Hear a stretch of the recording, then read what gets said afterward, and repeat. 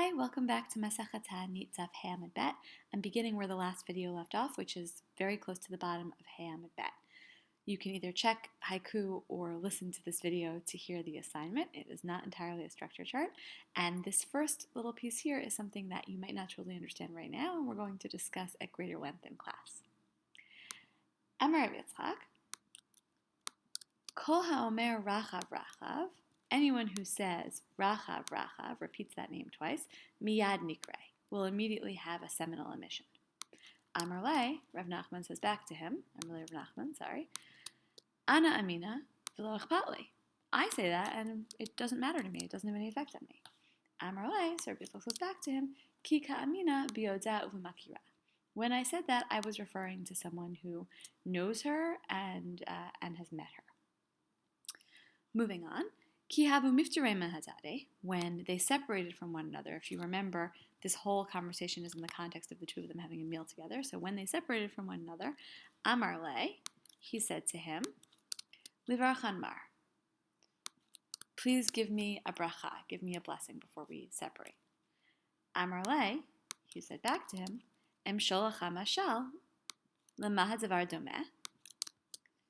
Let me tell you a parable. What is the matter similar to? La'adam shehayolech b'midbar, v'haya ra'ev v'ayef v'tzameh. It's like a person who was walking in the desert and was hungry and tired and thirsty. Umatza ilan, and found a tree. Sheperotav metukin v'tzilo na'eh ve'amat hamayim overet tachtav. Found a tree that the fruit was sweet and the shade was pleasant, and there was a stream of water running underneath the tree. Achal meperotav, so the person eats from the fruit, v'shetam memav, and drinks the water, v'yashav b'tzilo, and sits in the shade. Ukeshibikesh leilach, amar ilan ilan b'ma avarecha. When this person was ready to leave, the person said to the tree, "Tree, with what shall I bless you?" Im omar lacha shiu perotecha metukin, hare perotecha metukin. If I were to bless you that your fruit should be sweet, but it already is. Shehetzilcha na'eh, hare tzilcha na'eh. If I were to bless you that your shade be pleasant, your shade is already pleasant. Sheteheh amat hamayim overet tachtecha, hare amat hamayim overet tachtecha. If I were to bless you that you have a source of water, you already have that. Ella, yehi ratzon shekol netiot shenotin mimcha yiyu kmotcha. Rather, I'll bless you that all the shoots that sprout from you, right, all of your sort of offspring, as it were, for trees, should be like you. Afata, so too you. This is the nimshal. This is what emerges from the mashal. B'ma avarecha, with what shall I bless you? Im b'torah, hare Torah. If I were to give you a bracha that you should, learn a lot of Torah, but that you've done that already. Im ba'osher, if I should bless you with wealth, hare osher. So you already have wealth.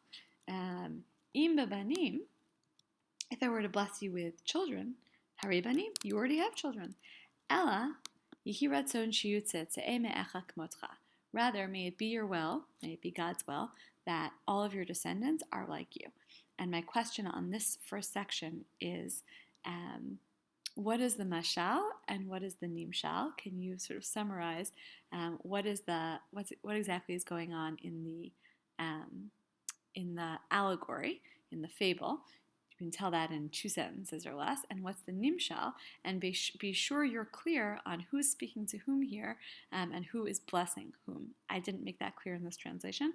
You'll have to go back to the Gemara to figure that out. So please make sure that you do that. Tanu Rabbanan, we learn in a Braita, Yoreh, going back to this word yoreh, which the Gemara is a little bit obsessed with, why use this word for rain? Shemoreh et habriot, lahatiach ganotehen, ulachnis et perotehen, v'lasod kol tzorchehen. The reason we use the word yoreh is because it's like hora'ah, it's like Torah. It teaches living beings, it teaches humans to sort of surface their roofs and to bring in their fruit and to do everything they need to do, right? It sort of teaches you to do what you need to do before the rains fall. That's one opinion. Davar acher, shemarve et ha'aretz umashke ad tehom. So another opinion is that it it moistens the land, and it quenches the thirst of the depths, something like that. Shinamar, as it says in the pasuk,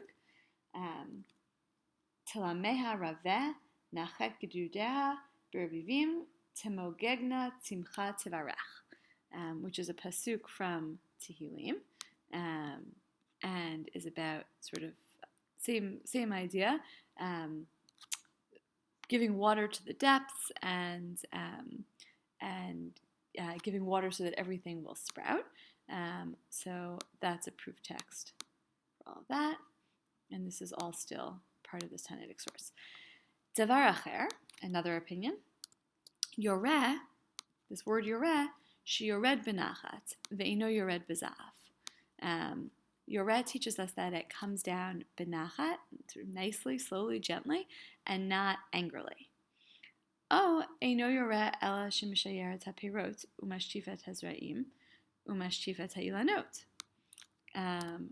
Or maybe it is, maybe it's not yoreh in this very gentle sense.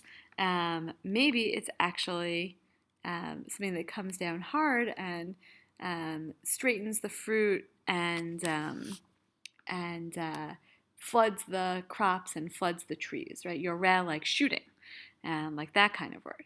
Talmud Lomar, therefore we learn malkosh, and that's why we also have the word malkosh combined with yoreh.